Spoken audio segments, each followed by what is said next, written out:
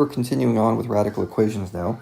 And you see this is another complicated one. I have a radical symbol, and it has inside it variables. But I also have those same variables elsewhere in the equation. And when you see variables appearing both inside and outside the square root sign, it tends to make things a little more complicated. So, remember your training. Very first step, isolate the radical. Okay, you should always be on the lookout for how you can get the radical by itself. Once you get the radical alone, you can square both sides and get rid of the radical. And that makes everything nice. So I'm going to start with my equation, which already is nicely isolated. I have the radical by itself. And I'm going to square both sides. If you remember, squaring is the inverse of square roots. So that 2 in the exponent cancels out the radical. And what I get left over is 5 delta plus 6 equals delta squared. Now this is a quadratic equation. It doesn't look like it. But the reason I say it's quadratic is because we have a squared term and we have a term that's not squared.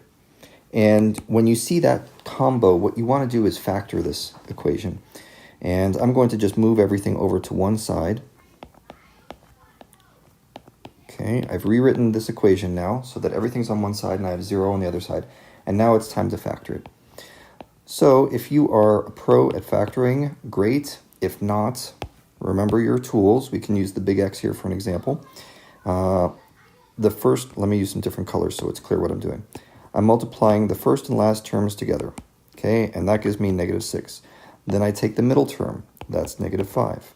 And then I'm looking for two numbers, which multiply to -6, but they add to -5. So I think we're going to pick -6 and +1. And that's the only pair that'll work. If you try 3 and 2, there's no combo that'll work out for you.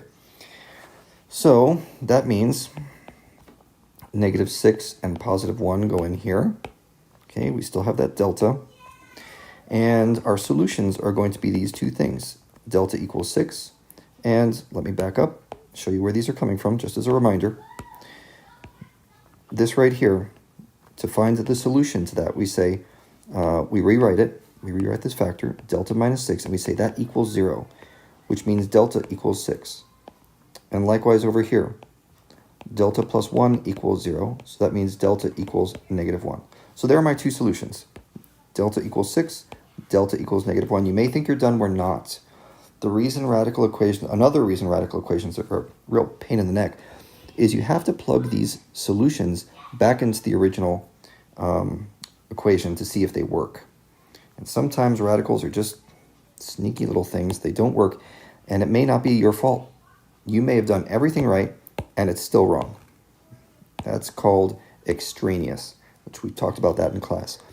So I'm going to write my equation for delta of 6, or I don't like that colon right there. Let's just say delta equals 6. What's my equation?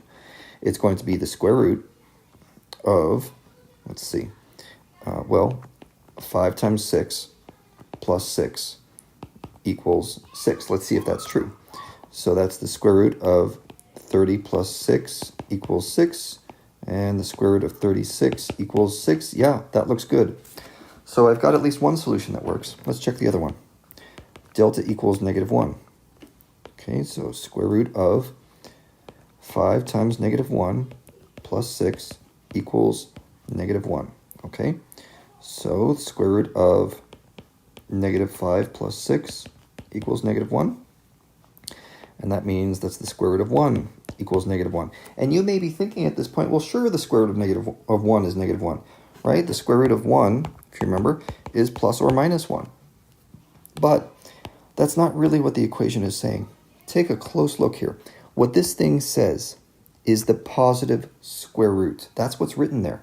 It doesn't say the positive or negative square root, right? It's not plus or minus. That's not the case here. This equation says the positive square root. And when I take the positive square root of 1, it's 1. And that does not equal -1. So that is a big old extraneous solution. Okay, that's the word we use for these things. So if you find an equation that has two solutions, make sure to check them both. One of them might be extraneous, in which case, don't even mention it in the solutions. Do not list it. In this case, we would just say x equals 6. That is our answer to the problem. If you have two extraneous solutions, You say DNE, right? Does not exist.